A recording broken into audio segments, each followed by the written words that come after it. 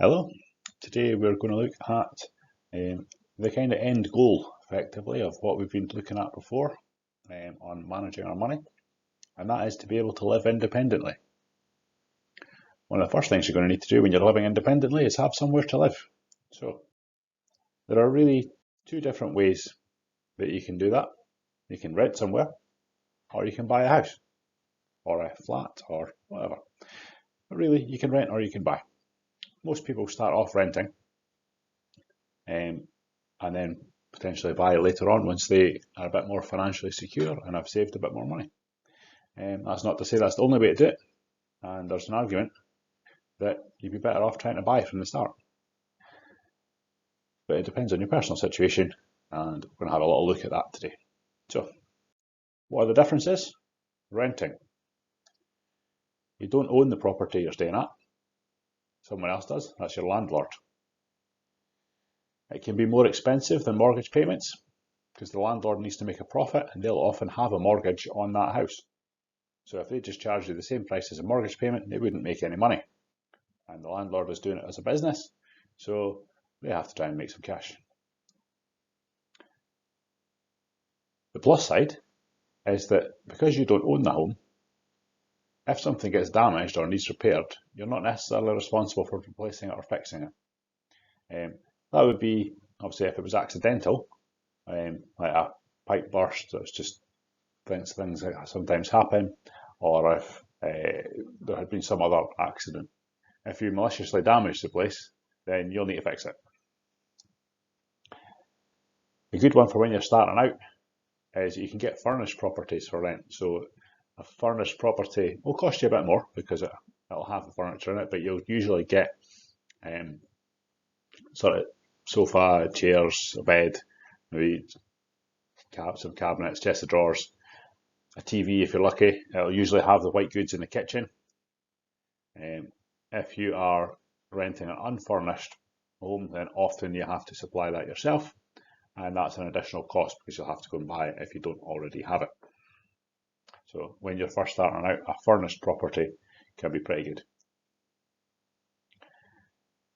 The other negative part of renting is that because it's not your house, the landlord can ask you to leave. If for whatever reason they want to do something different with the property, they want to sell the property, or they just want you to move out and someone else to move in, they can give you notice and you have to go and find somewhere else to live. That can come out of the blue. So that's a risk that you kind of live with. It doesn't happen very often, but you never know what your landlord's going to do. Okay, the other option would be buying a house. So obviously the biggest hurdle to that is the deposit. So normally you have to put together a deposit. A few years ago you used to be able to get very low deposit mortgages where you only had to sump up 5% of the price of the house. They are few and far between now. The housing bubble burst, which means that the mortgage lenders are being much more cautious about who they're lending to now. They want you to have more financial security, so they'll normally ask for a bigger deposit. That gives them a bit more security that you are going to pay them. You're going to pay them back, and also that if you can't pay them back and they have to repossess the house, when they sell it, they're going to be able to get all of their money back because they can sell it at or under market value, which would mean that you would lose some of your deposit, but they would then get their money back. But the flip side of that does mean you own the property, and that's a really nice feeling. It provides you the security of owning it, and that nobody can come along and tell you, actually, nope, here's a notice, you need to be out at the end of the month. A mortgage is usually cheaper than paying rent, because as I said, the landlord will need to make some profit, so that will be why the rent would be more expensive. Yeah, it can be difficult to get a mortgage. There are some extra costs. So if you own the house, then if anything goes wrong with it, you have to fix it. Most of the time, because it's your house, you'll tend to take better care of it than if it was a rented property. Some people can be a bit careless when they don't see things as theirs, and tend to take much more care of it if it's their own house. They're more likely to do little repairs that need to be done. But sometimes these cost money. If you don't have the skills the DIY skills to do it yourself, then you need to pay someone else to do it. And getting a tradesman in to go and fix something is not cheap. If you happen to have lots of friends in the trade, then that can be a massive benefit. There are other things like building factor costs. So if you live in a block of flats, then often there will be a building factor, and that's just somebody who runs the building. They'll make sure that the close it gets cleaned, if there's any gardens or anything, that they all get maintained. This tends to be on sort of newer type developments. It's not as often on sort of an older block of flats or a tenement or a closey.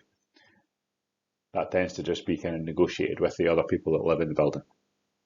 But it does mean that sometimes there can be some extra costs that you don't expect. And if you own the building or own the house or the flat, you'll need buildings insurance as well as contents insurance.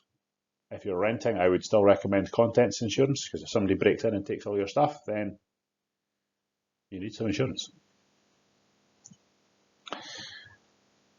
And as I said, you're responsible for any damages, repairs and upgrades. Okay.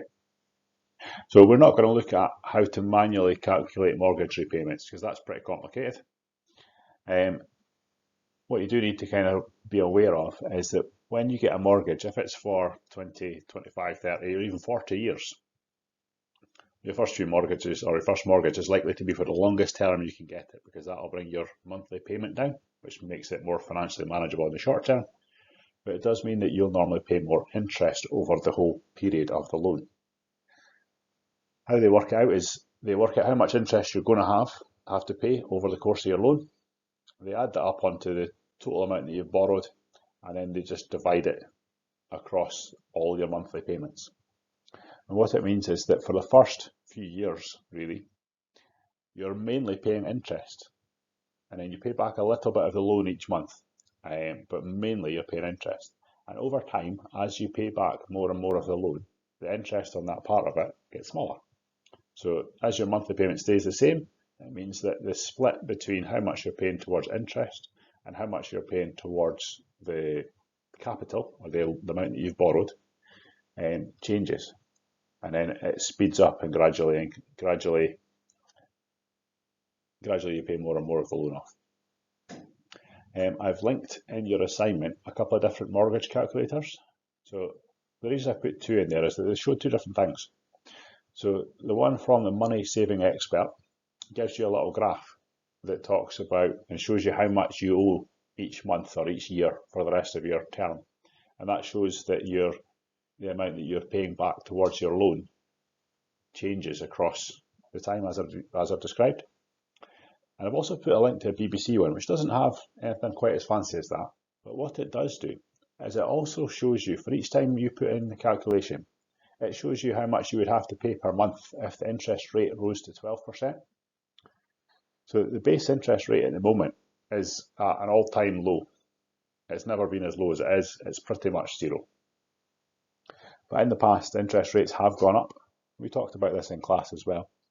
But if the interest rate rises, that means that you have to pay a lot more to service your debt, and that can make a huge difference to your monthly repayments. And the BBC website gives you a good example of that, because it shows you the repayment at the interest rate you're looking at, but it also tells you how much it'll be if the interest rate goes up. That just gives you an idea of what could potentially happen, and you have to factor that into your finances when you're doing your budgeting. You need to be able to have some slack, something extra, so that if the interest rate does change, you don't end up not being able to pay your mortgage. Because if you can't pay your mortgage, the bank will take your house. Okay. Use one of those calculators. They'll both give you the same end result. Use one of those calculators to complete Task 4 Activity 1, Question 1 in your workbook, and then go on to complete the rest of the tasks once you've worked out that information. Okay, thank you.